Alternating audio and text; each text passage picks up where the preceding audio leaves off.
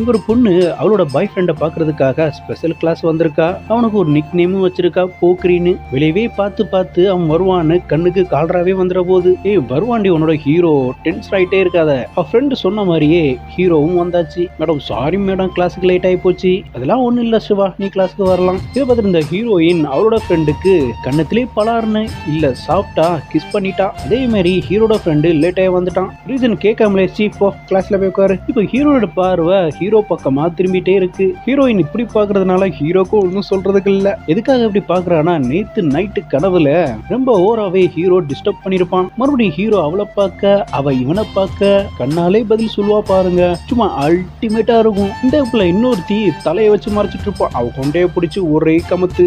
Class கவனிக்க வந்திருக்க, நீ என்னத்த கவனிச்சிட்டு இருக்க? லவ் பண்ற பொண்ணுக்கு பக்கத்துல மட்டும் கொஞ்சம் இருக்கவே கூடாது. அப்படி இருந்தீங்கன்னா அவங்களும் லூஸ் ஆகி நம்மளையும் லூஸ் ஆக்கிடுவாங்க. சரி பக்கத்துல உள்ள பொண்ணை கரெக்ட் பண்ணலான்னு அவ்வளோ கூட்டுன்னு சொன்னா முஞ்சு மேல ஒண்ணு வச்சிருவேன்னு மருத்துவா பாருங்க, அள்ளு விட்டுரும். இப்படி ஹீரோயின் ஹீரோவை பார்த்துட்டு இருக்க, மேடம் பார்த்துட்டா.